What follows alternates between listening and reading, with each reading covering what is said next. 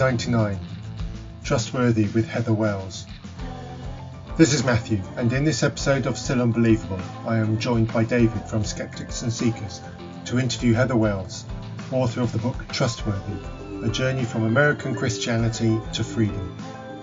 Heather writes powerfully about her life experience, and that comes across as David and I describe our reactions to her book.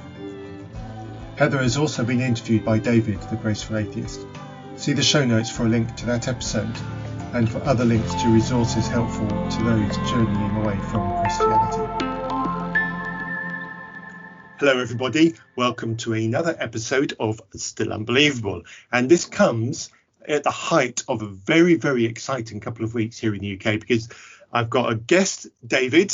Hello, David. Welcome on. You are the new Andrew, at least for today anyway. How are you, sir? I feel like I've been demoted. Well, he doesn't listen have. to these things, does he? Well, it clearly is a demotion because Andrew doesn't consider me important enough, and he's outside somewhere with water and sunshine or something like that. So if I'm not good enough for Andrew for him to give that up for me, clearly you have been demoted. And we have a guest as well. But before I get to our guest, I've got some really exciting news to share. This is bigger than the Eurovision Song Contest that's going to happen tonight. So that's a clue onto the day we're recording. It is bigger than the coronation that we had a week ago. Bigger than both of those put together. I have been holding on to this since October when it was filmed. I was in a music video. Oh. Was Beyonce involved? Nobody you've heard of was involved. Okay. You sound underwhelmed. He could have just said yes, and people would have believed it. Yeah, maybe. Yeah. If you're feeling brave and you can spot somebody wearing a hat in the dingy background of a dark room for 5 seconds in a video, go onto YouTube and search for the Green Brick Pub. But until then, listen to Still Unbelievable. Welcome to our guest. Hello, Heather. How are you? Welcome on to Still Unbelievable. Hello. I'm doing well. Thanks for asking. Excellent.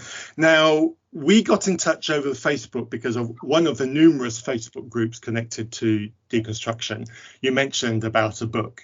So I've already interviewed 2 authors this year. So you are my hat trick. Congratulations. That means you're the most important one. You're the one that everybody cheers about. Why did you write a book? I guess I would say for a few reasons. One was for myself to kind of process through what I had experienced, because for me, journaling has always been the way that it's like an outlet for me. If I don't have, a therapist, I journal.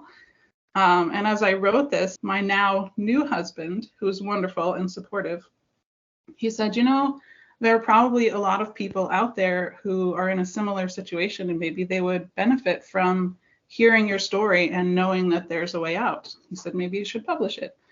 So I did, based on his encouragement.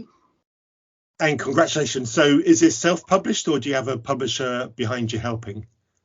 It is self-published. I have submitted it for a few book awards, and with some of those awards, they're submitted to actual publishers. It has received 1 award, which is exciting. Well done. But for now, it's self-published, yes. Excellent. And I enjoyed your book. I left a good review of your book. At least I believe I did. Actually, quick side note on that. I did try to leave a review of your book on Amazon, but because I don't use my Amazon account very much, and I've not purchased from Amazon for more than 2 years, they refused me my ability to leave a review because I haven't spent enough money with them. So I'm not allowed to leave a review. And because my wife is a Christian, I can't jump onto her account to do it because I wouldn't leave the same kind of review that she would leave. So listeners, if you want to leave a review for Heather's book on my behalf, please do so. 5 stars is what I would give it. So leave your review. Please listen to this episode. Go jump onto Amazon and leave a review because Amazon won't let me do it. Can you believe it?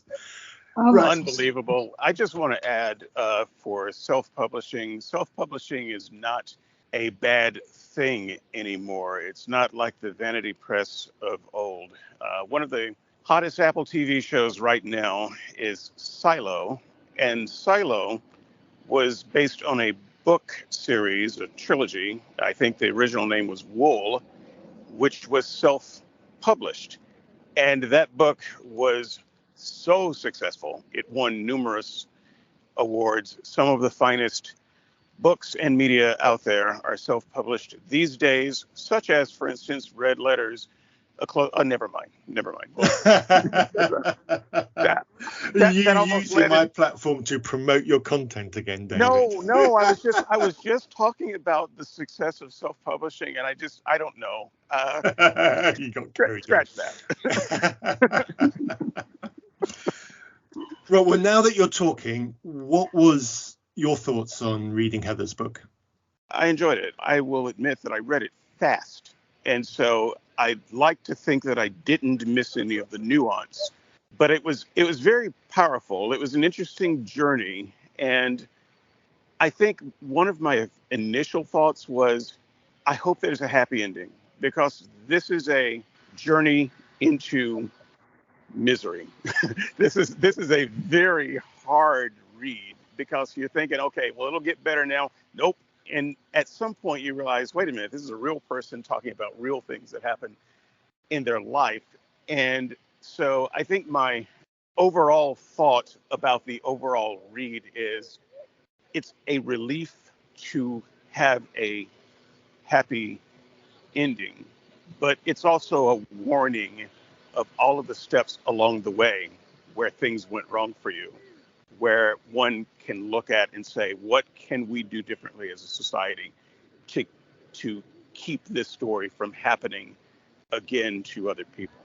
And I have gotten similar feedback from a couple of friends who have read the book. And that would be that I should write a sequel, because they wanted a little bit more of that happy ending. And life since then really has gotten so much better. And as the title implies, the ending is supposed to stress that I found myself trustworthy, whereas prior to that, I was taught to only trust God and men who were in charge in the church. And I suppose maybe that could have been a little stronger towards the end, and maybe I will write a sequel. We'll see. Well, let's stop there and properly plug your book. The title of your book and where can people find it? There will obviously be links in the show notes. Sure. The title of the book is Trustworthy. The subtitle is A Journey from American Christianity to Freedom by Heather Wells. And I will also note that there is a popular Bible study out by the same title of Trustworthy, and I did not write that for sure. It is available on Amazon, Barnes & Noble, several digital outlets as a paperback or an ebook. Like David, I did enjoy your book. I had a range of emotions on the book, but I think the dominant emotion was anger at the misogyny that is rife within too many churches. Mm-hmm. And your story did make me angry at multiple points about what was happening, and the blatant, what's the word I'm looking for? The blatant and willful denial of humanity that certain men take in the churches that you describe. And then I think back to some of the Facebook groups that I'm part of, which are all around deconstruction from Christianity. And I realize that this is not a one-off cult. This is not a single bad actor. This is a common story all across America. A lot of women are telling a very similar story, and not just in America either. So I think your book is good because the story needs to be told. It needs to be told often, and it needs to be repeated many times so that other people who either don't have the ability to tell their story can access a story so they know that they're not alone. Mm-hmm. That's very true. And as I was writing the book and kind of trying to assess what had happened to me and why, I think one of the things that really became clear to me was that these ideas were impressed upon me from birth. And it can be difficult to get out of, whether you were indoctrinated at birth or whether someone found you at a difficult time in your life and introduced you to religion and told you that was the solution. It doesn't really matter how you enter it. It's still a very difficult mentality to work your way out of. But I would say that I find it to be an injustice to indoctrinate children in this way. Mm-hmm. They are not choosing to enter based on their own decision or as a solution to a difficult time. They're not choosing. It's just impressed on them as truth. And I don't think as a society we have a way to mitigate that, but I would love to see one. Yeah. Could you speak more about the indoctrination? That's something that I've talked about a bit with Andrew and Matt as well after reading the book. When your book begins, it's you are already in the framework of a fundamentalist religion. Right. From a small child, you're already in that framework. And so by the time you get to a place in life where you can start making decisions, it's almost as if those decisions have already been made because you're well within in that framework. How far back in your line does that indoctrination really go? And I know that it's something that you wanted to break the cycle for your children, but you were still in that. So maybe your grandkids, how are they raised differently from, say, how you and your mother and grandmother were raised? Yeah. Well, I guess I'll start with my parents. I would say my father is the religious person in my immediate family, and my mother married into that. My grandparents were a part of the Catholic Church and had a bad experience and kind of were like, we're not doing church anymore. And my mother married into it under the Church of Christ. So that's my old stomping grounds. Oh, was it non-instrumental? Yes, the real kind. Right. Yes, that is where my parents started out, was the non-instrumental, and women wear dresses and Yeah. And so for me as a teenager, moving into an instrumental church and being able to wear jeans, this was like, wow, my parents are so progressive. Yeah.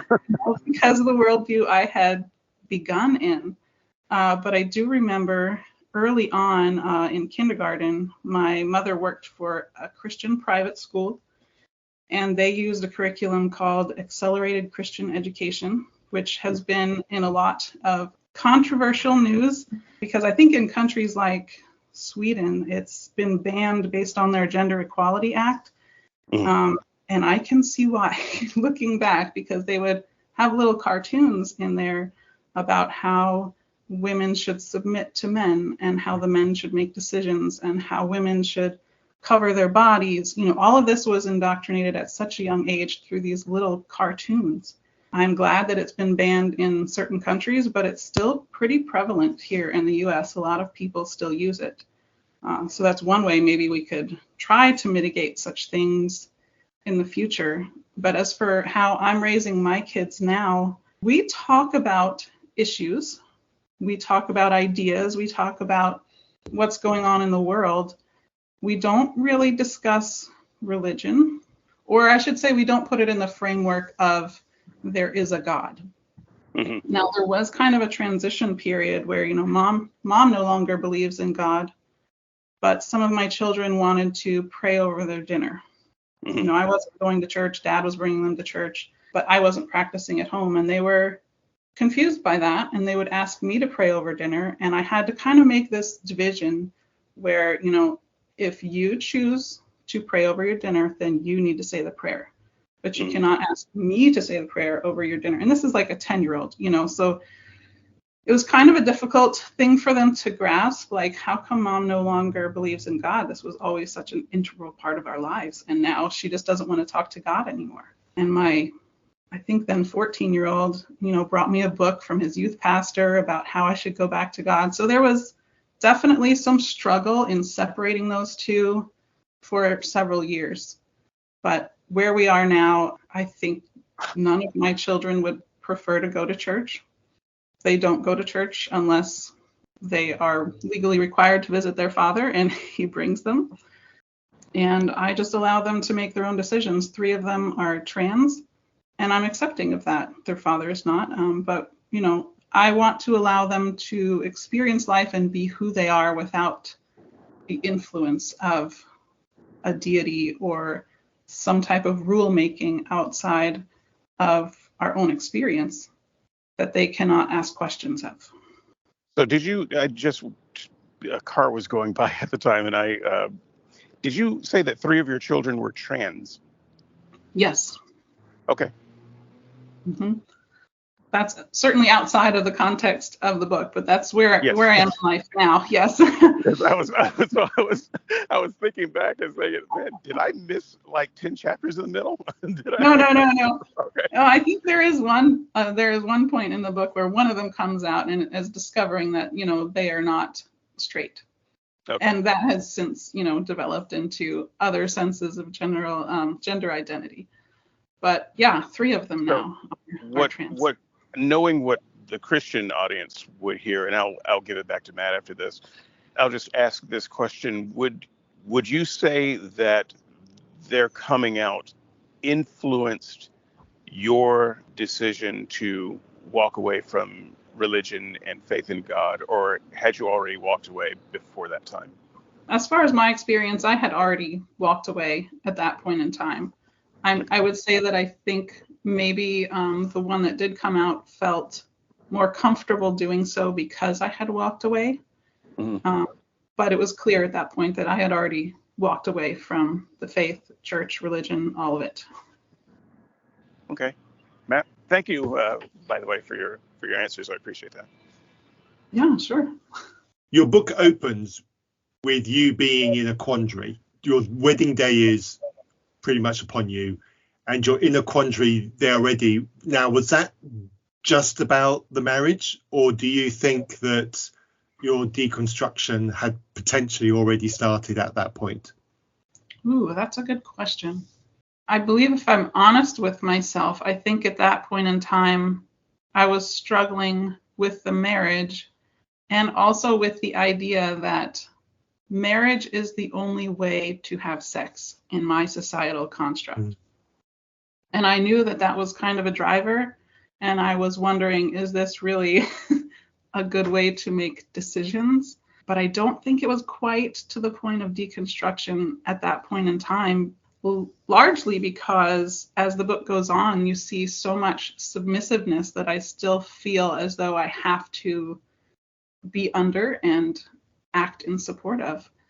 So I think it took a while to really deconstruct once I was having those more, the experiences where you have to be submissive and your thoughts don't matter, your opinions don't matter, which is like you were describing earlier, Matthew, the misogyny and just like the removal of your humanity. I think I had to experience that before the real deconstruction began.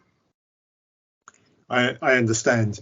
And because you tell the story very raw, and as you have already heard, I had emotional responses to the way that you tell the story.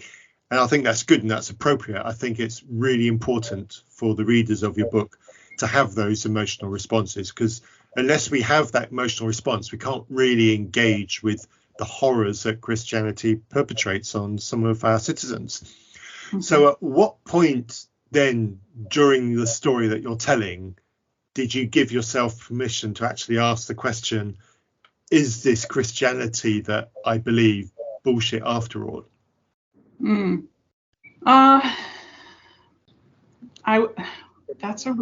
asking really good questions. I think there were stages. I think that once I had children, women's emotional state, I guess, maybe changes a little after you have children, or maybe that's like a maternal instinct where I want to protect my children, and I was starting to see some red flags. And when I would ask questions, it was kind of knocked down like, you don't know what you're talking about. It's not a big deal. This is just God's way. And that protective instinct started to kick in.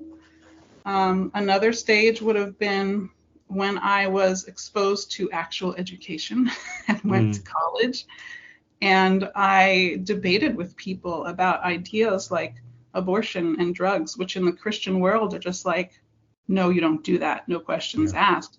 And when people made these logical arguments in favor of, was like, they're not wrong. These are good people, and I can't discredit what they're saying. And then I do mention in the book my kind of last straw is when I finally started a career and I don't understand what's going on. I feel like God's never answered my prayers. And I do kind of this litmus test that's like very silly, maybe in some people's opinion, but I just gotten to that point where, screw the rules. I need to know, like, is there a God or not? And if you're powerful, you can say hello to me. And if you can't say hello to me, we're done. So it was the sticky note test. So I said, God, if you're there, have someone leave an orange sticky note on my computer. And, that's like a multiple choice test. It's 25% chance that somebody's going to pick orange, right? People leave sticky notes on my computer all the time. And he couldn't do that, or he couldn't, have someone use a particular word within the course of 3 days. So I just decided, he's either not there or he doesn't care about me. So we're done. So I guess those were the stages that I went through for that. I did want to address what you mentioned about anger, though. So I did write the book very, very angry. And to be honest, it was heavily edited to make it a little bit lighter, believe it or not. But I do think you're right that those emotions need to come out. And maybe that's one thing that I wanted to get across, was that if someone experiencing these things reads the book, I want them to know it's okay to be angry. Don't soften it. It's okay to be angry. These things are wrong and should not be happening, and it's okay to be angry about them. So can I go back to a thing that you mentioned just a moment ago, toward the beginning of the book? And this was, right in the first few pages, we could see that there were some cracks in the armor because you were having doubts about getting married. You were having doubts about whether this was the right person, but you felt like it was kind of an obligation to go through with it. And there was an undercurrent that you spoke about quite candidly, and you wanted to have sex. Right. there wasn't any other way to do that. And it strikes me that one of the ways the church controls is through sex. And this is true with men and women, but I think it affects women more. It starts very, very early on, where you do not have control of your body and your bodily choices. And it's this great overlord organization telling you what you can do with your body. And you can have sexual enjoyment when we tell you to, which is when you can get married. And, depending on the church, our counselor will tell you if you can get married or not. And so then you're transferred to your husband, and, there's this kind of sense, well, okay, your husband will tell you when you can have, sexual fulfillment or not. And so I'm just wondering, being the secularist heathen that I am, I used to be a preacher. Do you think that it is better? And this is a hard question, I know, so you might come back to it. Do you think it's better to advise Christian young women of age to just have the sex rather than to allow your sexuality to be dictated by an organization? Because we see where both things can lead, and both things can lead to some bad ends. But I am of the mind that it's better to have the sex than to give up bodily control. I wonder where you are in that. Yeah, when you pose the question like that, it's an easy answer. Just have the sex. Why should you give control of your body to anyone or any organization? Yes, bad things can come of it if you're doing things promiscuously, or that sounds like a Christian word. That's okay. We all on this panel have been Christians. But you might want to take precautions, like don't do a one-night stand. You make sure you use protection, things like that. But in any endeavor in life, people are going to make decisions, and they may be good and they may be bad. You can make bad sexual decisions. You can make bad financial decisions. And who's to say that either one is worse for you in the long run? Yeah. You need to make your own decisions. in your particular story, it just dawned on me, probably around chapter 5 or 6 or so. If you had just had an outlet, a sexual outlet, this story wouldn't have happened. Can you expand on that? I'm not sure what you mean. Yeah, because you needed to go through with a wedding that you felt was a bad match, because part of it was that you needed to find sexual expression. And I was just thinking, if you felt that it was okay to just have the sex at some point before this marriage, this story would have never gotten off the ground. That's absolutely true. That's very true. Yeah. As far as bodily autonomy, as the book goes on, I think that I made it fairly clear that I, as a woman, was never exactly satisfied in this relationship. It was more about his satisfaction and when he wanted things. And there were times that I would pretend that my back was hurt and just sleep on the floor just to avoid sex. Yeah, I think that's when some of your more angrier passages came out, back when you were talking about that kind of stuff. Go ahead, wow, Matt. you were more sex undertones than I thought. On the subject of the anger in the book and toning it down a bit, presumably then, in terms of you and in terms of your own personal mental health, presumably there was a huge element of cathartism in writing the book. Yes. Oh, absolutely. There were many nights where I was typing and crying at the same time. I'm an angry crier, so when I get angry, I cry. But yeah, there was a lot of cathartic crying in anger when working through this book. But it was so helpful to me just to get it out and to say, hey, this happened. Don't let it happen to you. So did you have a point writing it then when you actually thought to yourself, is it really worth me going through reliving this pain to get this down? There were times, yeah. I mean, I would say it took me a solid 6 years to finally finish it. I would set it down for a while and not think about it, not look about it, try to focus on other things in life. And then something would, as my current good husband would put it, percolate to the top, and I would be like, oh, I got to get this out. And then I'd have kind of another, I'll call it session with really working through this stuff. I would also encourage people who have been through something like this, writing it out was great, but I also have found really good therapists. And that's been helpful as well. A lot of people that have been through something like this have something similar to PTSD. And it's another difficult thing to work through, and I don't think you can do that by yourself.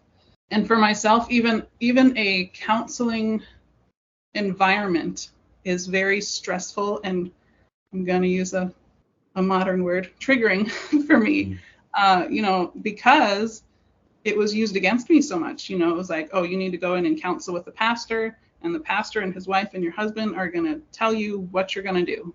And there's no argument. Oh, and by the way, God is on the side of all three of those people, and you are doing wrong. So just the counseling environment can be difficult for people who have struggled the way I have, or, in a similar way. Which leads me on to the pastor of the church that a significant chunk of the book talks about, and the relationship with him and husband one, the father of the children. That relationship itself seemed to be quite complex, because there were points in the book where it wasn't clear to me whether the pastor was manipulating your husband for his end, or whether your husband was going to the pastor to manipulate the situation towards his end. It wasn't always clear, and presumably it wasn't necessarily always clear to you either. Right. And I think a lot of that stems from getting married too young, really. I mean, I was young and impressionable and shouldn't have gotten married at age 18 just because I wanted to have sex. He was also young, and he didn't have, the confidence to really stand up for himself. But also, now that I've observed him through the 20-something years that we were married, and now observing him after, it really does seem as though, his father had died had had an aneurysm and was basically bedridden when he was about 15, and then had died when we had our second child. So he has a need for that father figure type in his life, and he's very susceptible to that. And he also has a desire for this being on stage and being in front of people. So he will kind of change his Christian beliefs slightly to accommodate whatever church will have him on stage and whatever pastor is of a father figure type to him. So you don't see those types of things when you're 18 or 25. You don't really understand those things yet. But I see what you mean about the dynamics between the two. I certainly think, looking back, that the pastor was the dominant figure in this whole thing. I mean, he was an older man. He said multiple times that, he had a PhD in psychology, and I think he used that knowledge to perpetuate his church and try to grow it and honestly kind of use people. I don't think he had good intentions. There are some who really do have good intentions as a pastor. This man, I do not believe that he did. There were a few things here. I know that this was not a book about the theology of church and marriage and things like that, but at some point I would imagine it came up. So I think maybe the most basic question I would ask, when you started walking away from the faith, were you walking away from, did you believe that Christianity was wrong, or did you believe that there was no God? Was your walking away from a God? And I guess I should ask, did you actually walk away from God, faith in God? Because these are very different things. A lot of people walk away from an abusive church and even step away from religion and still hang on to a faith in God. And so I'm just trying to figure out where you are on that spectrum. Yeah. So I think that when I left the church in Texas, which is the majority of what the book is about, I kind of had this feeling that, maybe there's still a good God, and it was those people that were interpreting it incorrectly. And so I did try a couple of churches after I had moved. One was a Messianic church and one was more of a mainstream church. But while I was going to those churches and still praying, I was still having this experience that, like, it doesn't seem like God's there or answers prayers or does anything.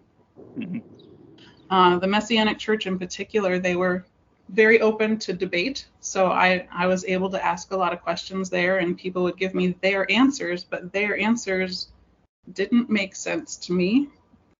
So I would say that in the end, I walked away from God. I do not believe that there is a God. I believe that every religion has its own vices, and that perhaps religion is something that eventually should not be a part of the human experience. But I did walk away from God, yes. So just one quick follow-up, then I'll throw it back to Matt. Another strong theme in the book from my theological walk perspective was God speaking to people, prophets, God, someone giving a prophecy about you, something that relates to you or your life. He's talking to the preacher about your husband. There's this weight of, but God is telling these people things. Right. And so one of the things that Matt and I had talked about, or at least I talked about, and Matt indulged me, was if you are still believing any part of the Bible is an example of God talking to people, telling them, speaking into your life. So it's kind of the same thing. If you would advise people not to listen to someone telling you what God says for you, that's no different than the Bible. And then the advice should be, you shouldn't listen to holy books either, because it's the same thing. So today, I know that you still hear this, some preacher says, God told me this, or things like that. What would be your advice to people now, based on your experience with that, and maybe based on your further study with that about God? If there's a God, should you listen to that God through the intermediation of another person. Because that's another place where things kind of went wrong for you. Yeah. I would say from where I am now, it's hard for me to accept what anyone would try to say and speak into my life without any bias whatsoever. We are human beings, and I think that we all kind of have our own agenda, so to speak. And this is sounding like I have these major trust issues, but I think it's a fact that, humans want to pursue their own desires. And oftentimes people will try to manipulate you to enable those desires. As far as God speaking to you through the Bible, I think we have all, even those in the church, can recognize that you can take the scriptures and manipulate them any way that you want to. I've seen certain scriptures used in completely opposite ways in my life and in other people's lives. It's just so subjective. So I think that both a religious text and the human mind are oftentimes very subjective. I also feel that people change so much over time. I saw an interesting story about, an old couple, and how this man was describing that his wife had changed so much over the years that he feels like he was married to 8 different women. And I kind of think that's sweet, honestly. But people change over time, and their impressions of you and what you should be doing will change. But even if you do believe in God, God is supposed to give free will, right? So why is he then telling you what to do? That's something else that's always been confusing to me. Oh, God gives you free will, but now God's going to come in and tell you what to do. Those are conflicting to me. And I'm very much on the free will side of things. I've learned that I have what I'll call an inner voice. And when I have followed that, my life has worked out so much better than when I follow what somebody tells me or what a book tells me. We kind of have an intuition, and we should follow that. So my question was clumsy, but your answer was brilliant. I appreciate that. And Matt, back to you. Okay. Congratulations on bringing the best out of our guests, David. Maybe I'll have you back. There is one thing that did impress me about the book, and obviously it's your book, you wrote it, but I don't think that takes away from the fact that out of sheer drive and motivation, that seems to be the overriding thread that eventually got you out. If you weren't motivated to do things, if you didn't have drive to constantly either to make life better or to make yourself better, this story would have never have played out the way that it does. Yeah. No, that's very true. And it's hard for me to interpret, where did that drive come from? Has it always been there? Or was this drive created by the things that I went through and, the anger, the maternal instinct, some of the world events that had happened? I don't really know. That drive has to come from somewhere. It's certainly not something you can get out of passively, I don't think. No, I agree. And it'll be interesting to see if you agree with what I'm about to say, because my impression as an onlooker and reading your book was there was a key moment where the ending became predictable. And that was when your dream job interview got sabotaged. For me, that moment and that entrapment in the church car park and that devastating realization that this had been orchestrated, for me, that was the point where you, the character in the book, said to yourself, whether you wrote it down or not, and I don't think you did, said, this is over. I need to get out. I need to start planning to get out. Is that true? Have I interpreted the events correctly? I think you're seeing things that I didn't necessarily see that way, but now that you bring it up, I would say that moment, definitely it sparked the confusion. And the confusion is what made me start asking those questions. So I would say, Now that I think about it, that probably was the impetus. I didn't realize it then, but that definitely sparked the confusion that started those questions. Yeah, I think so. Because my heart genuinely fell when I went through that, because I thought, this job sounds awesome. This sounds great. This sounds like a way, because reading up to that point, before that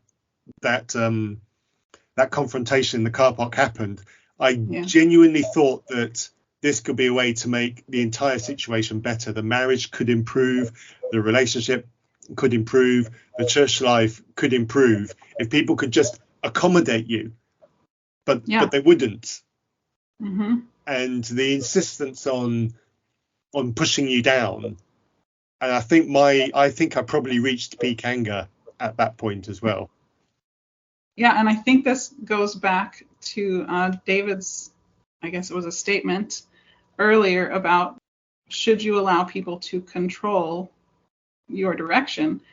And that moment was, both of those parties knew that I had this desire to do this kind of work, and that this is kind of why I had come to this state, the state of Texas. They both knew that. And I could tell that they had both, as you said, orchestrated this moment in particular to prohibit me from doing what they knew I wanted to do.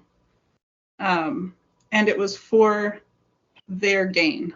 It was because he was a good musician, and his being a good musician would benefit the pastor's church. And neither of them even really looked at me. It was just like, this is what we're doing. This is what God said. Go home. Yeah, okay. But what confused me about that was their motivations, because they were being really, really narrow-minded, and this was a regular theme throughout the book. It wasn't just this incident. There were multiple incidents that show the narrow-mindedness.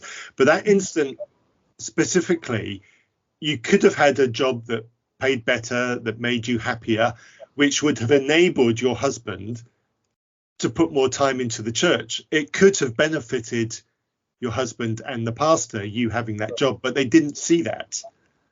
Well, so geographically, if I had gotten that job, we would have moved away from the church. Oh, right. Okay. Did you put that? I must have forgotten that you put that. I may not have put that geographic bit in there, but it was a couple of hours away. Did. So. Oh, okay.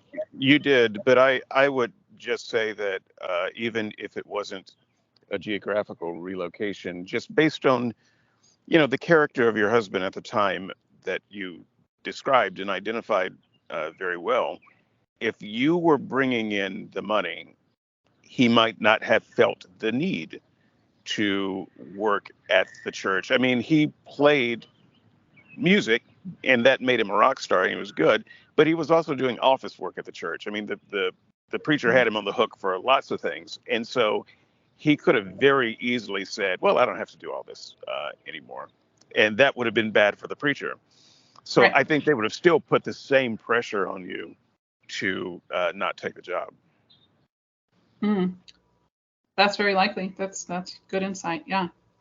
And looking at where my ex-husband is now, a lot of these same things kind of ring true.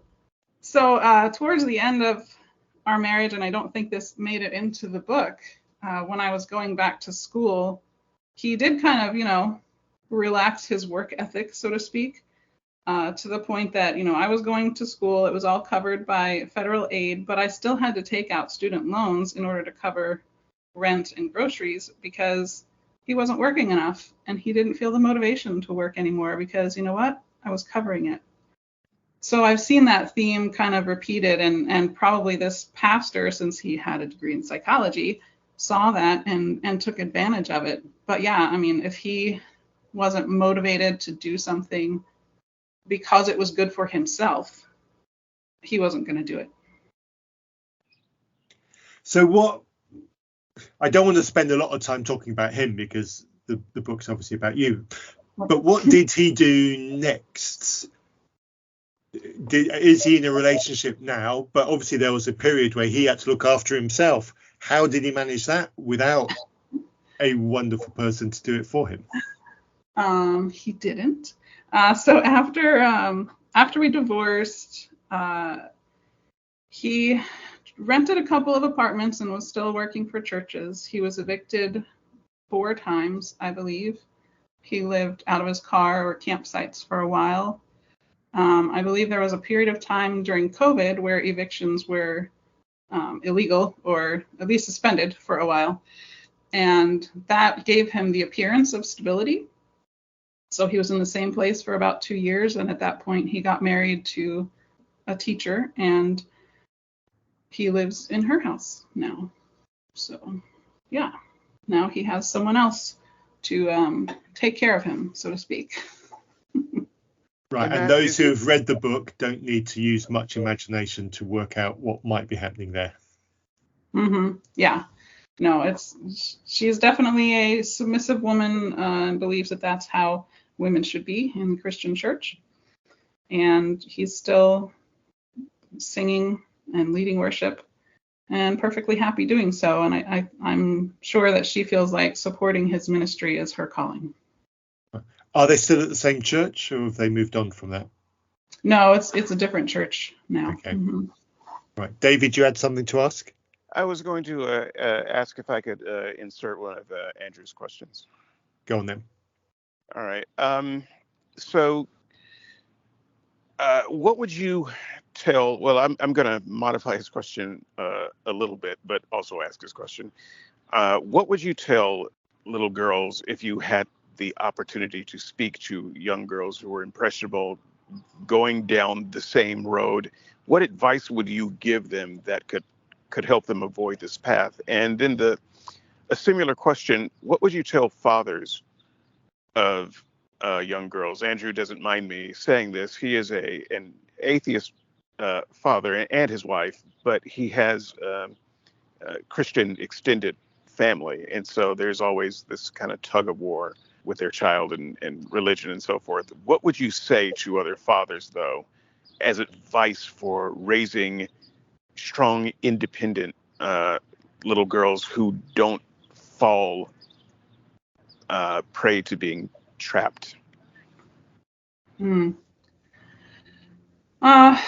you say little girls, that makes me feel like the language would be kind of limited, and so that I would want to just tell them to trust their own heart, to trust what their inner voice is telling them, that you don't have to trust what any other people, I'll say including men, sorry, I was about to say especially men, but including men, you don't have to be subjective or submissive to anyone else. This is your life.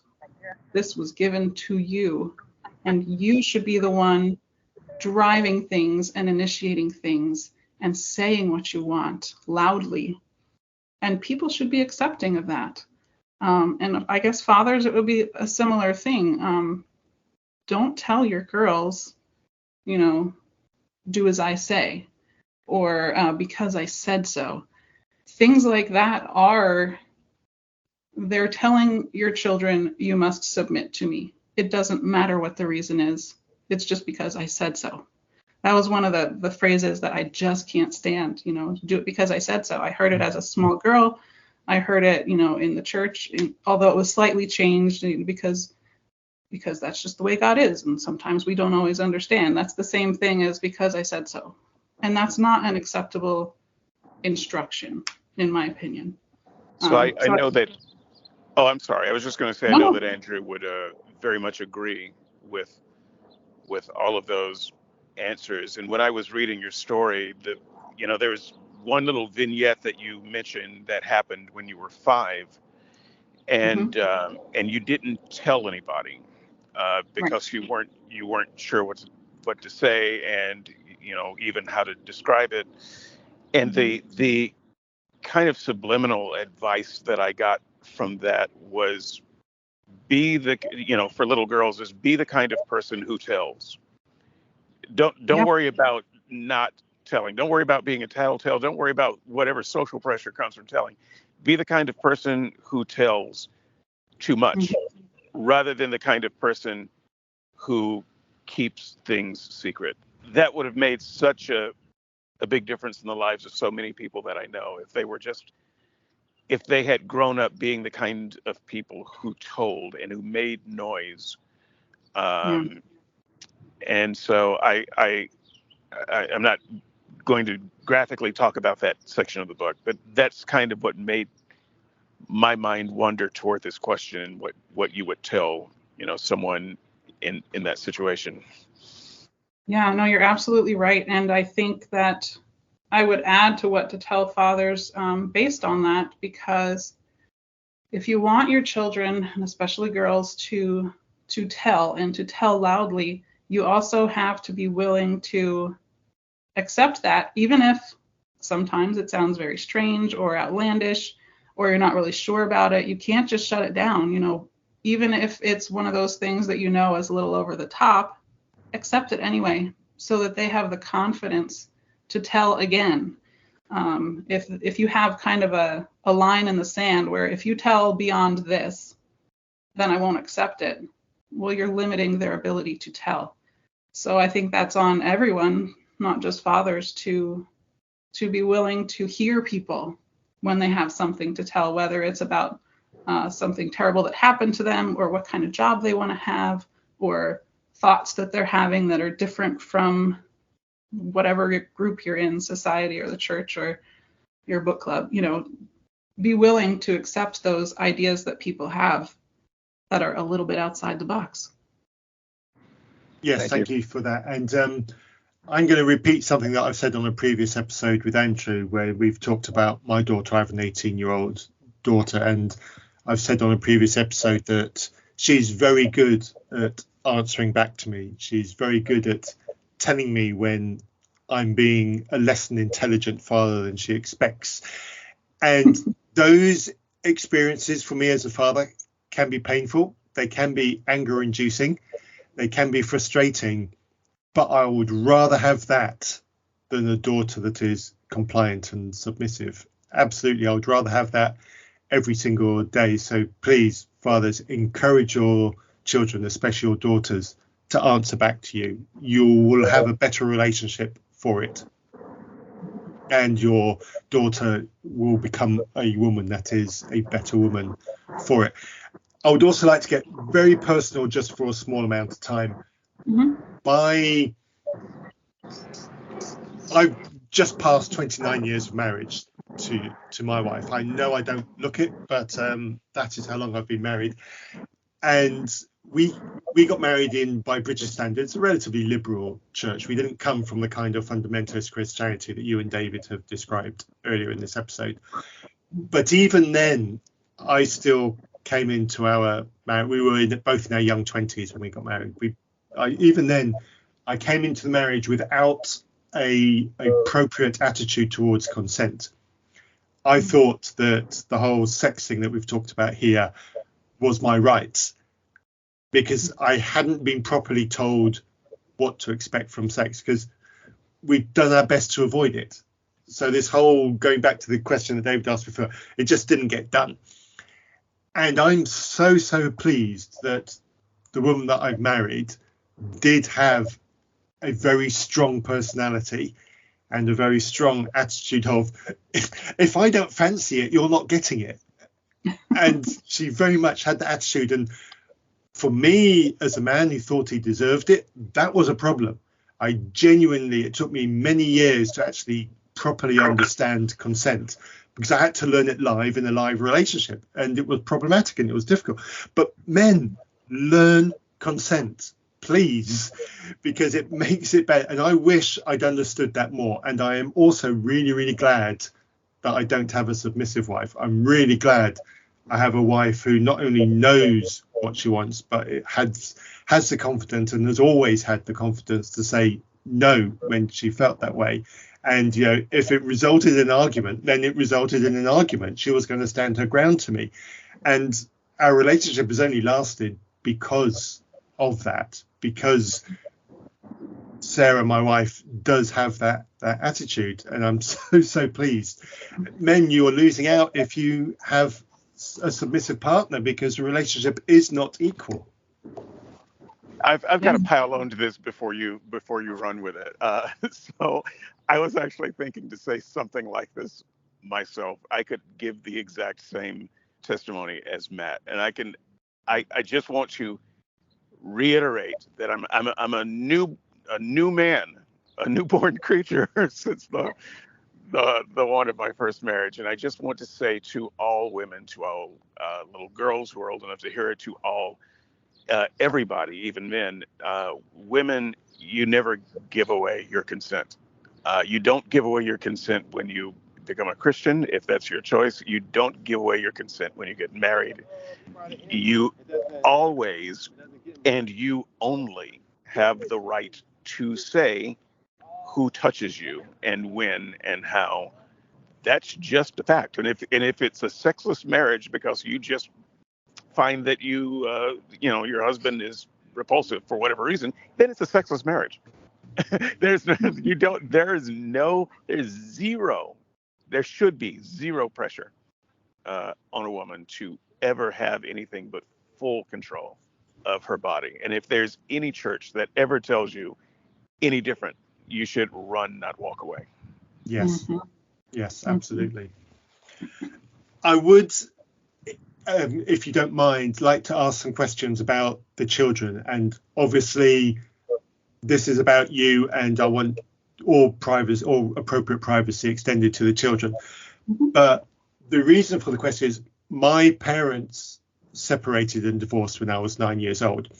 So when you were building up towards marriage number one falling apart and the problems that were going on there, my thoughts immediately went to the children, because I've experienced what it's like to be in a missionary environment abroad in Africa as a 9-year-old child, watching my parents in this heavily Christian culture, their marriage fragment, their marriage separate, and all the pain that went through that. And I always say that my teenage years are defined by the fallout from that marriage. It was hard for me. I carried that trauma for many, many years, right up into my 20s. So it was really hard for me, because this whole expectation of a marriage is forever was drummed into me as a school child, going to a Christian school where all the children were children of missionaries. So that was the kind of environment I was in growing up. How did your children handle that, and are they okay now? Well, it was definitely rough for a couple of years. When we broke the news to them, of course, there was a lot of crying. For the first year and a half, I'm not sure, how familiar you are with how divorce works in the US, but because I had children, we couldn't even file for divorce until we had been separated for at least a year. And we couldn't afford to rent a separate place, so we did what they call a nesting arrangement. So he would be home, I think it was Monday through Thursday, and I was home Thursday through Sunday. And we had to kind of switch off like that. And my youngest at the time was 5 or 6, but also, as we learned later, autistic. So this shift was really, I think, most visibly difficult for that child. I think the others probably held it in a bit more, but this one expressed it more. So they were going through not only the divorce, but the fact that mom no longer believes in God. So at the same time as they're wrestling with mom and dad not being together anymore, that was the same period of time that my children were bringing me books from their youth pastor about how I should get right with God and asking to pray at the dinner table. All of these things were happening at once. So it was a very difficult time. And I do remember not being sure if I should go through with the divorce because of the children.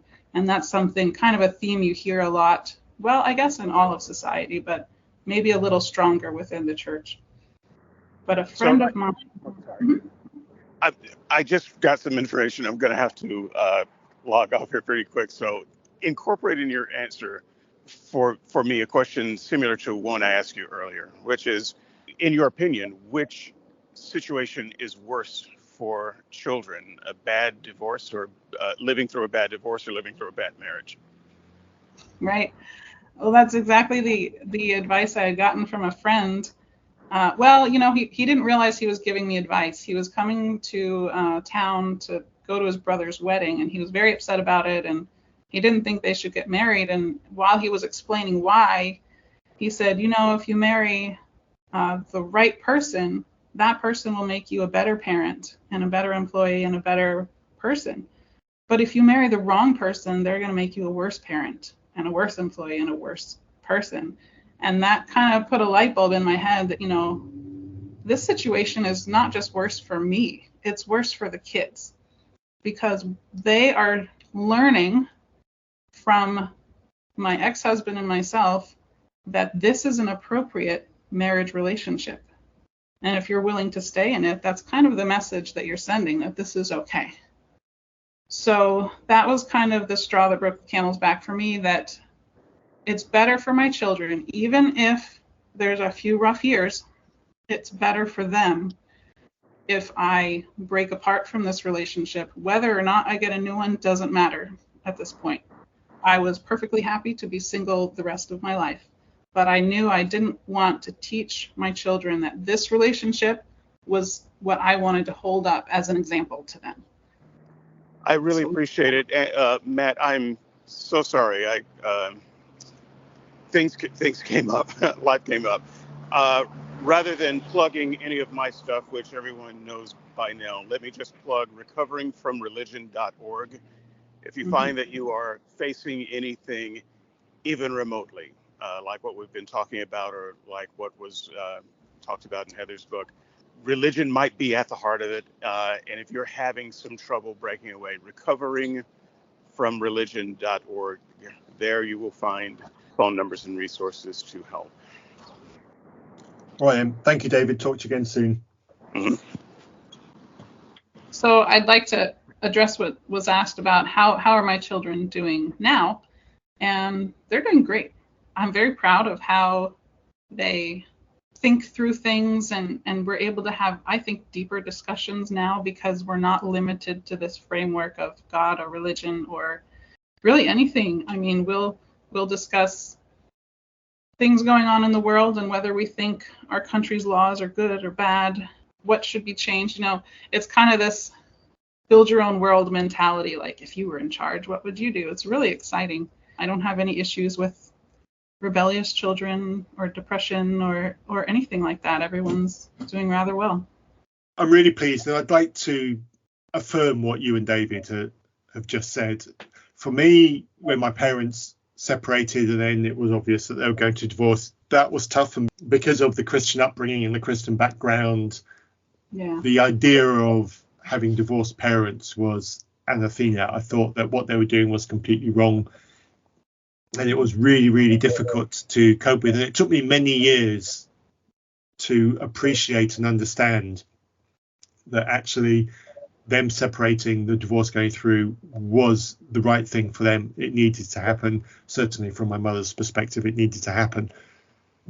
And so I'm comfortable with that, but it took me quite a few years to get to that point where I said, okay, I'm comfortable with this. I'm okay with it, and embrace the pain and the trauma that happened as a result. As that happened, that was life, but it needed to happen. Yeah, I think we're about 8 years out from the divorce now. So I'd say the first 2, from my perspective, were rough. My kids do go to counseling, so maybe they're struggling through things that I'm not aware of still. But from my perspective, they're doing really well. And I know that divorce is a difficult thing for children to go through, but I still stand by that it's better to eliminate the upholding of a bad relationship than to continue just for the sake of staying married. Oh, absolutely. I absolutely wholeheartedly agree with that. Jump. If the marriage is bad and there is no way to resolve it, then get out. There is no other option. It's the attitude that I take. Especially if the children are young, you're condemning the children, as you just said, to the next 20 years of witnessing a bad parental relationship. And what have they got to model it on? You can't say to them, oh, just because ours is bad doesn't mean yours won't be bad. You're giving them the template of a bad relationship, and they're going to leave home and go into the world as young adults with the template of a bad relationship. No parent would really want to give that to their children. No. And like I said, I had planned on staying single. That is not what happened. And I kind of fought against it a little bit. I didn't want to be in a relationship necessarily, but I met the right person, and we're in a wonderful relationship now. And I see from what my children communicate to me, often through memes, which is fine, they are seeing that the relationship I'm in now is so much different and better, and that I'm being treated better, and that they understand, why things went the way they did, and that they're happy for me. We don't push that my new partner should be addressed as dad, or that they should have that kind of a relationship, but he is a good example as to what a good relationship should be. And I'm very thankful for that. Yes. And are there children from the other side, or are the only children your children? Just my children. Just your children. I suspect that possibly makes things a little bit easier. It does. It does. I can't imagine how it would be trying to incorporate other children. that would be hard. Yes. When my dad remarried, I inherited 2 older step siblings, and yeah, Ooh. It's hard going through those traumatic teenage years, and then suddenly you've got these additional older siblings to also deal with, and who are also going through their own version of the complexity of their own traumatic divorce, but it's not your traumatic divorce. And yeah, it in some cases it just doubles the strife. Yeah, the kids do when they visit their dad. There are step siblings on that side, and that seems to be a difficult thing for them to deal with. So it's not in our home here, but my kids do have to work through the step sibling situation. Yes, and presumably if they're on visitation as well to their father, then sometimes they'll be there and sometimes they'll not, and it just brings in an unwelcome dynamic. But it's still better to be out than to be in a bad relationship. Yes, so much better. So much better. Ugh. About the new man, because the new man, he came out of nowhere in the end of your book. I didn't see it coming. There were a couple of hints, and I thought, really? Is this what's going to happen? And the book ended, and I smiled, and I was happy. But it did take me a little bit by surprise.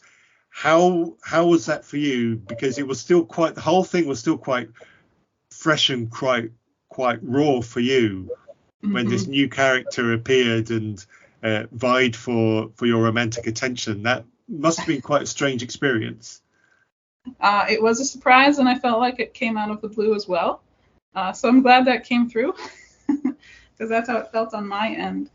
I think that the way it came about, and because I was not officially divorced yet, it kind of played upon those questions and thoughts going on in my mind about, like, well, the church rules say this and society's rules say that. But I was at a point there that I had decided, you know what, I don't really have to listen to those rules anymore. I can listen to what I believe and what my life experience is, because even though the marriage wasn't officially over at that point, my romantic interest in that relationship and any trust I had in that old relationship had been gone for years.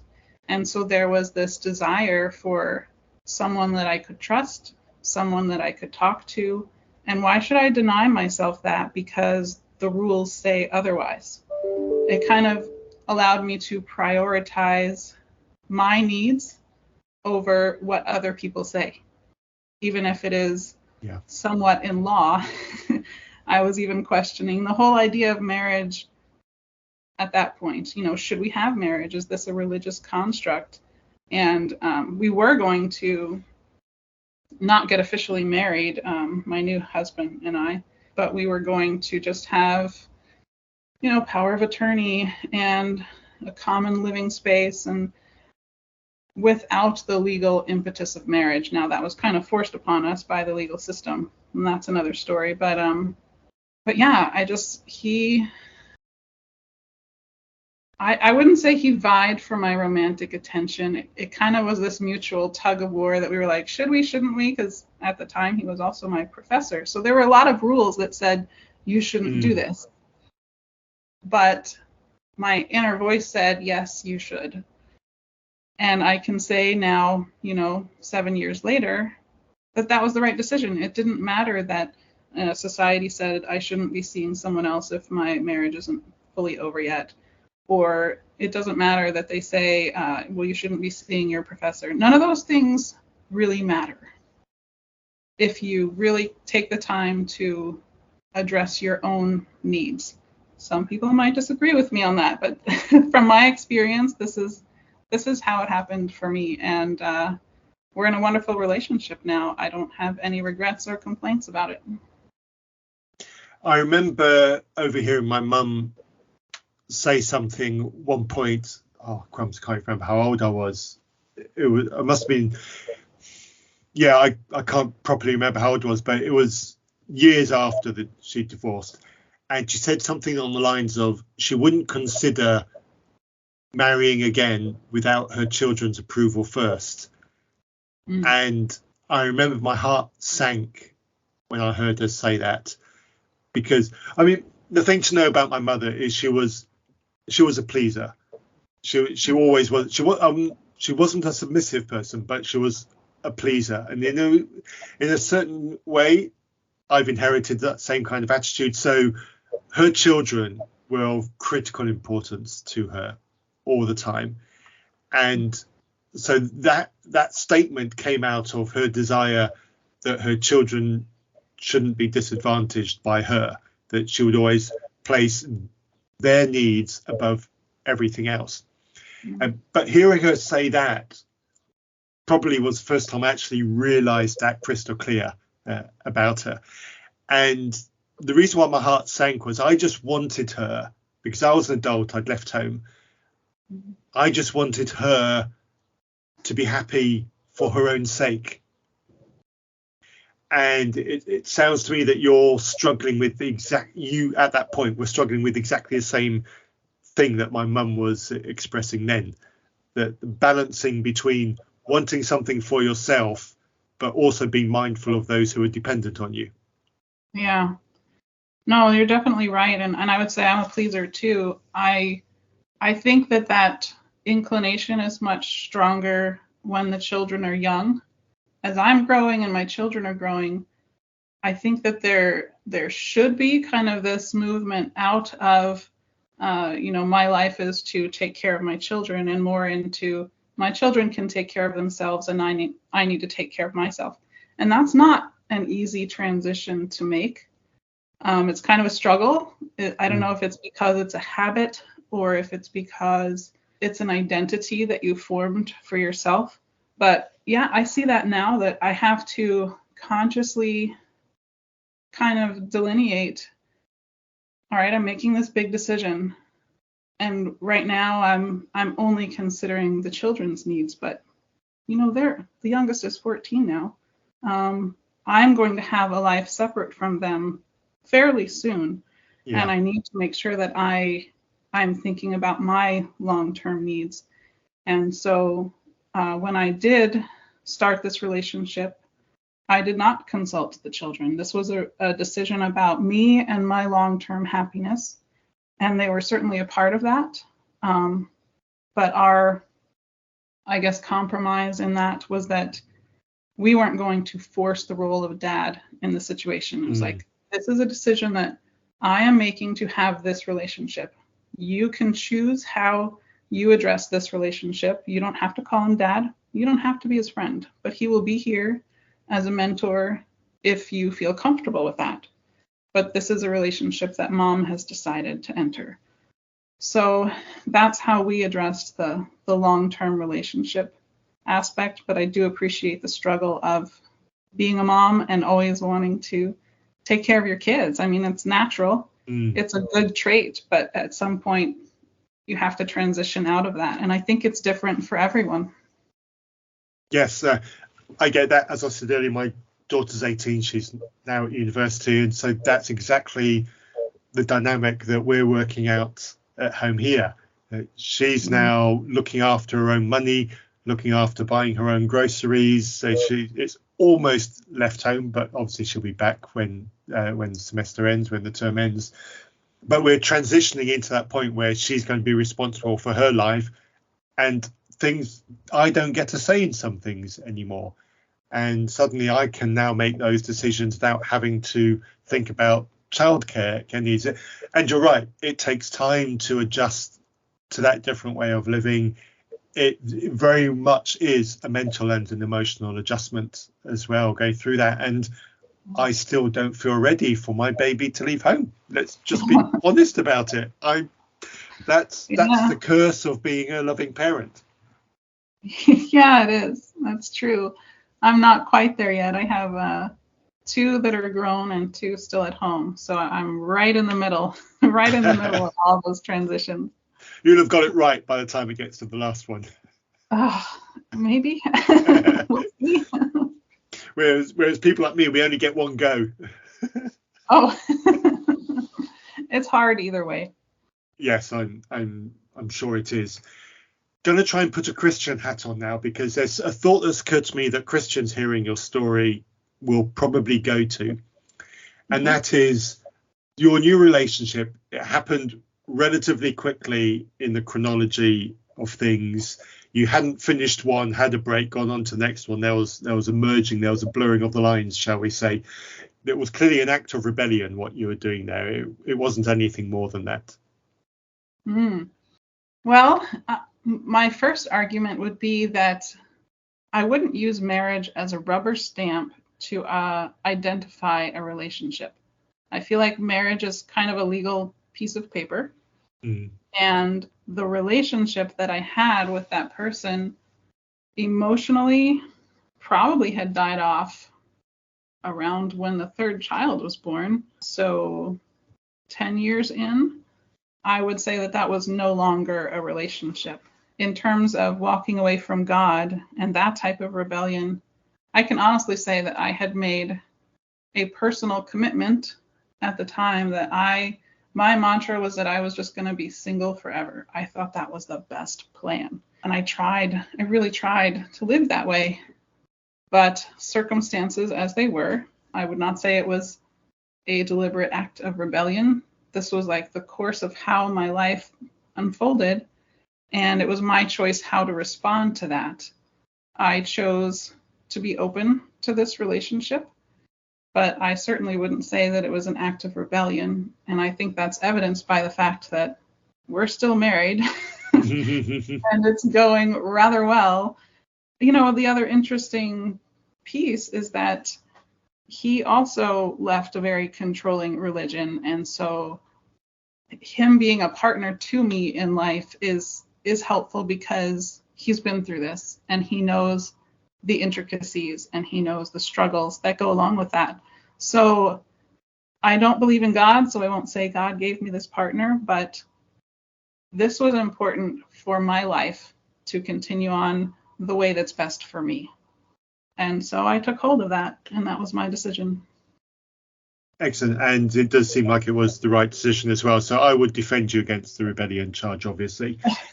For me, reading the book, though, because you don't make it clear in the book what your faith journey was. You drop a couple of hints in the latter half that your faith journey had suffered by what had happened.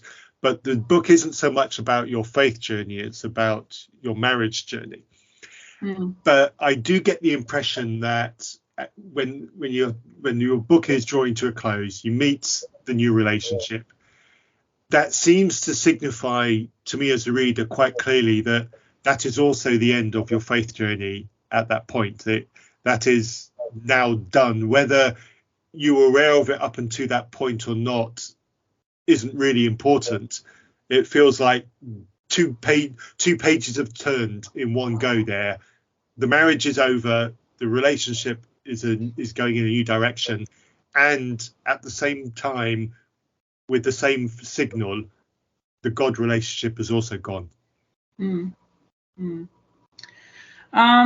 I would like to think that I had kind of flipped the switch with the litmus test that I had mentioned earlier, which was right around the same time when I kind of tested God, which I'll Christians will tell you I should not do, but quite needed to be done.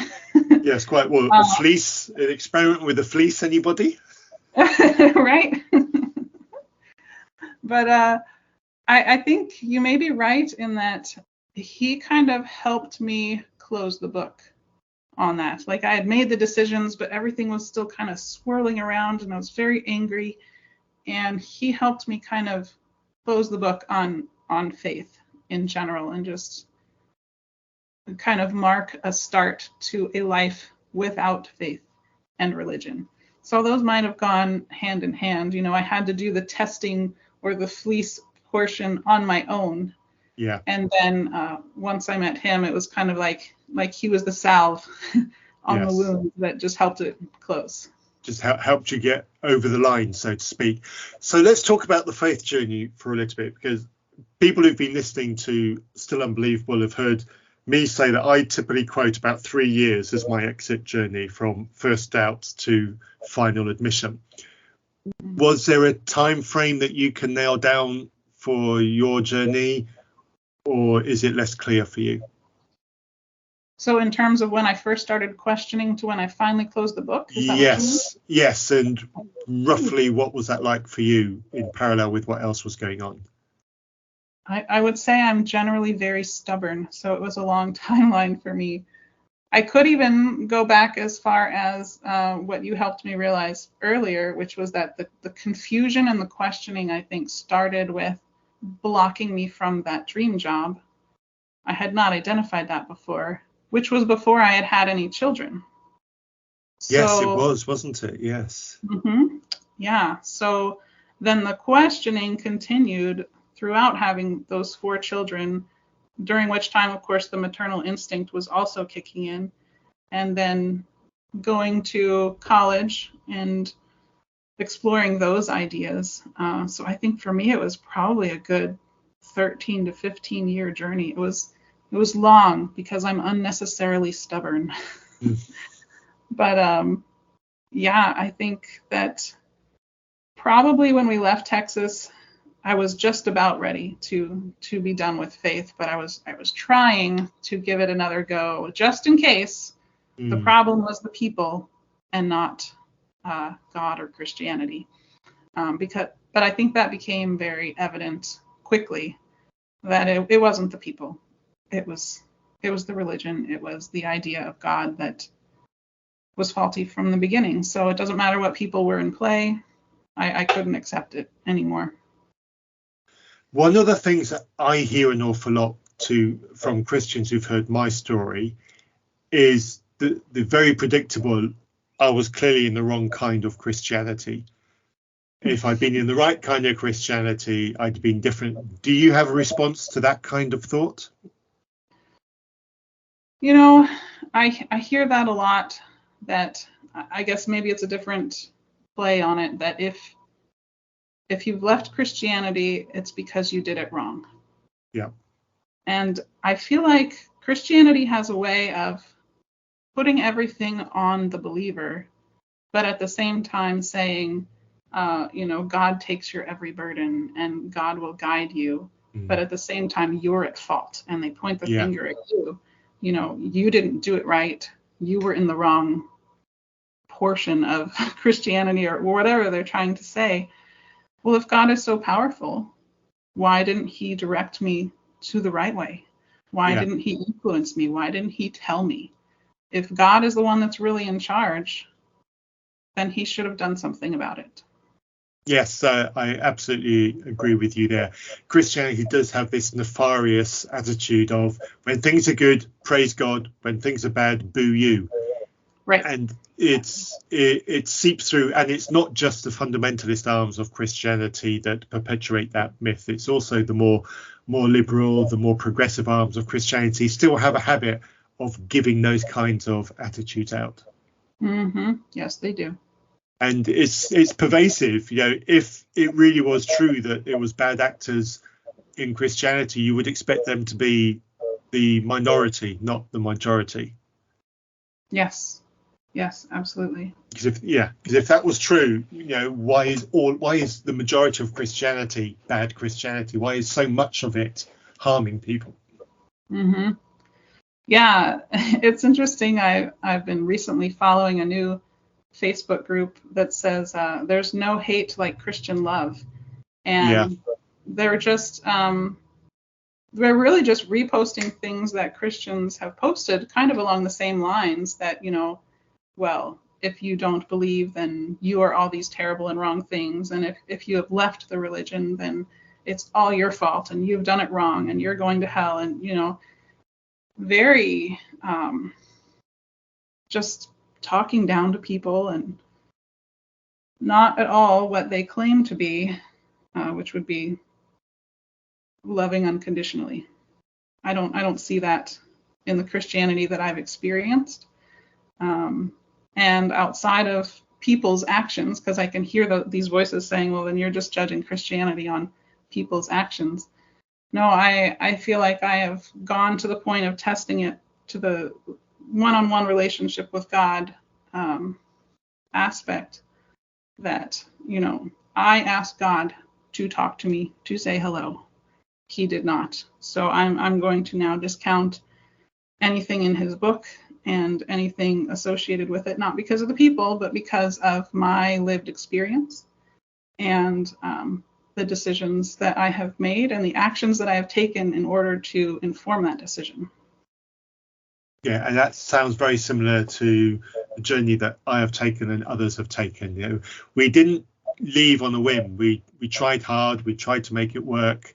We tested as much as we possible, and everywhere we turned, were met with failure. So at some point, you need to make the call and say, there is nothing here to validate because every test fails. Mm-hmm. I do remember one point in time when I started questioning and doubting, and I was like, God, I'm always praying. I want to get out of this situation. Why don't you ever answer me? And the thought that went through my head was, well, maybe it's because I'm a woman. And when that thought went through my head, I was like, okay, hold up. If this is how it's causing me to think, and I feel deep down inside that is a wrong statement, something needs to be examined here.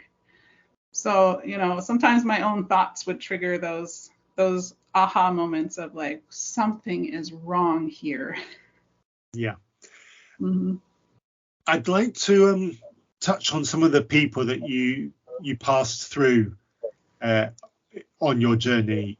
One of the characters that springs to mind is the pastor's daughter. She appears a few times, but there must be others. I'm assuming that there are no social ties with any of those people from your past life. No, they're not. No, it didn't seem that could survive. But do you look back on them and sometimes wonder if some of these people might also be questioning to a similar degree that you were? I do. As a matter of fact, I looked up the church that I had gone to down there, and I mailed them a copy of my book. Wow. I don't know if anyone has read it, and I know that I think there were 2 different daughters mentioned in the book, and I'm not sure which one you're referring to, but one of them is now married to the head pastor. So, she was the other pastor's daughter, and he kind of was groomed into the position of pastor now. So she is now the pastor's wife. She and I did visit once after I moved, but before I had left the faith. And, as far as the daughters go, I do believe that they are genuinely kind people who care about others.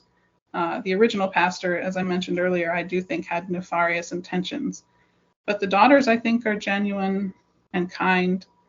And I do wonder if they question. So I made sure that I left some contact information with that book, and no one has contacted me. So I don't know what's going on there. I know from things like social media that they seem to be a thriving church.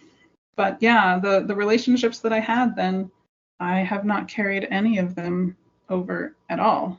But I do have genuine concern for those people and whether or not they have been able to find a way out. There were a couple of people while I was still in the church in Texas who did leave the church and, of course, were talked about horribly inside our little church, and then would come and visit us personally and kind of try to pull pull us out of the church. Like, hey, there were some things going on there that maybe aren't the best for you, and we'd like to encourage you to try another church.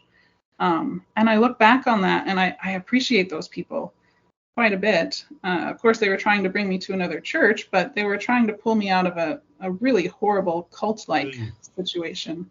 And of course, as you know, at the time I had very little power, so it's not as though I could have said, sure, let's go. And my then husband would never have allowed it, but I appreciated their concern and the risk that they took to come to our house when they knew that they were kind of in the doghouse in terms of anyone that we were associated with. Yes, and that's got to be a warning sign to anybody. If you're in a church and people who leave the church are constantly talked badly about by the people still in the church, there has to be a warning sign there. There has to be some kind of signal there for people to think, hang on a minute, really? Are we really extending the love of the God that we believe in when we do this? No, you're right. But I also remember that the counter argument to that in that church was that if you walked through the doors of that church, that was because God had told you to, right? So now we're pointing to God and saying he's the one that did it right. And by doing so, God put you under the leadership of this pastor. You are now his sheep. So now if you ever choose to leave, you have to get the pastor or the shepherd's permission to leave. And if you do so outside of that, then you're going against God. So now the finger's pointing back at you again. Wow. You walked into the doors, praise God. You walk out of the doors, boo on you. Yeah. Oh, that I don't think I've ever been in a church where I've heard that kind of thing, but that's got to be a warning sign as well, though. Surely that's terrible. That is, because if God can take you over the threshold of one church, he can do exactly the same for any other church. Right. And I think my progression, I'll say, through various different types of Christianity kind of clouded things for me. So, I started with the non-instrumental Church of Christ, and then it was like, ooh, we have instruments and we can wear pants. And it kept growing. And then I was kind of rebellious and went to this church with my then boyfriend where, they spoke in tongues and they had this really cool band. And it kind of just, it's like, so is this another progression? Is this me growing in the faith because now I have this new thing in Christianity? Because my lens of Christianity was not consistent throughout my life. It was constantly changing. And so sometimes when these new ideas would come in, it was just kind of a new idea. That's how things had gone throughout my life, was that Christianity grew and always had these new ideas. And that maybe blinded me to a couple of the red flags that I should have seen sooner. So. But then I don't think you should be too hard on yourself for that, because when you're in it, you're not going to see these things, are you? You haven't been equipped with the right tools to see these red flags. No, that's very true. And sometimes, as I've mentioned, I did have to kind of depend on my inner gut, so to speak. I remember one time my father had come to the church with me, and he had his concerns about this church, and he was rooted in the Church of Christ. And so he approached the pastor and he said, I'd like to see your financial records, because from my father's perspective, churches should be very transparent about their finances. Well, this pastor was very, very secretive about his finances. And I didn't overhear the conversation, but I did see the pastor getting in my father's face. His face was red and he was waving his finger in my dad's face. And I love my dad. So that made me angry, and I felt like that was wrong. And when I learned that it was about finances, that made me even more angry. Why should a church be secretive about their finances, especially being a person on the payroll and constantly being told, we can't give you more, we can't help you with your electric bill, but seeing the pastor, soup up his old Ford, I don't know much about old cars, but his old car. Yeah. So those were kind of those moments when I knew I had an inner gut reaction that totally disagreed with what I was being taught. And what do I make of that? Am I really that wrong? Is my heart wrong? That was something that I never could really grasp, when it was my heart says, don't attack my father and don't hide things that should be transparent. how can that be wrong? You know? Yes, I think that's a really good message to take away. Pay attention to our inner voice. If we're in a situation and there are elements that are making us feel uncomfortable, maybe that's our unconscious brain, subconscious brain trying to tell us something. Pay attention to that. If we're in a situation that's leaving us confused or slightly uncomfortable, investigate that, chase it down. Then you may be in a scenario that is unhealthy for you long term, and this might be the early warning signs of that. So take a look around, see what's in. Is it creating some unhappiness in you? Because that might be the clue that you need to escape from a certain part of your life. Right. And when I would bring that up to the church leadership, their response was something along the lines of, God works in mysterious ways, and sometimes we don't understand the way God works, but here's the scripture, here's what he says, and I'm sorry you feel confused about it, but that's just life. And that was the message that I just could not accept any longer. My inner feelings and emotions, my sense of justice, I think I had kind of a sense of justice, I couldn't accept that answer anymore. It wasn't an answer to me. It was a cop-out. Yeah. I hesitate before asking this question. I'm leading up towards the end now, but there is a burning question that's feeling in me, because I can imagine that this is not a unique scenario, but it's a highly unpredictable scenario. Right in the opening pages of your book, you talk about your impending wedding. You talk about your doubts. You talk about talking to a trusted friend and asking the question very bluntly, is this a man that I need to marry? Yeah. And the friend that you asked that question to, I'm assuming, was ill-equipped to address that question in that moment. What advice, what thoughts would you give to somebody in that situation being asked that question in a moment like that? My advice would be, if you have any hesitation or any doubt at that moment, I would take a step back. I would leave the situation and not get married that day. Because of the way that society has constructed marriage, it's so very easy to get into and so very difficult to get out of. And there are so many odd things that are tied to the idea of marriage that if you have any hesitation at all, walk away. You can revisit it later. People might be angry. People who, decorated the facility or flew in or whatever they did, they might be angry, but that'll last, a day or two, or if they're really into holding a grudge, maybe a few months. But marriage for you is going to last a very long time. So any hesitation or doubt whatsoever, I would not do it. That was simple and emphatic. Thank you, Heather. Any final thoughts that I've neglected to ask you that you would like my listeners to know about your book, apart from where to find it and where to buy it? Well, I would definitely second Recovering from Religion. It's an excellent resource.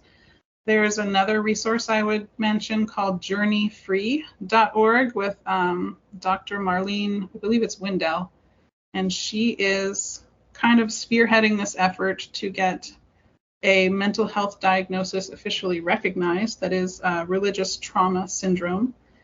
And whether or not you see any similarities in our stories, if you've been through something that is tied to religion and you feel as though you're trying to climb out of it in any way, I do recommend writing it out, but also finding someone that you can talk to, hopefully a good professional. And I think Recovering from Religion and Journey Free both have excellent recommendations for people who are familiar with this type of stress. Most counselors are not ready to approach trauma from a religious standpoint, but those that you can find at Recovering from Religion and Journey Free are, and I would highly recommend that. Thank you for that. Links to all of those resources will be in the show notes, as well as Janice Selbie's resources as well. She is on Twitter as a Wise Counselor, I believe. Follow her. All of that will be in the show notes. Once more, Thank you, Heather. I loved reading your book. I recommend that people who, whether they're in a similar situation or not, also read your book. Link to that will be in the show notes. You've been a lovely guest. Thank you very much. And listeners, until next time, be reasonable. Thank you. Thank you so much. You have been listening to a podcast from Reason Press. Do you have any thoughts on what you've just heard? Do you have a topic that you would like us to cover? Please send all feedback to reasonpress@gmail.com. You might even appear on an episode. Our theme music was written for us by Holly. To hear more of her music, see the links in our show notes.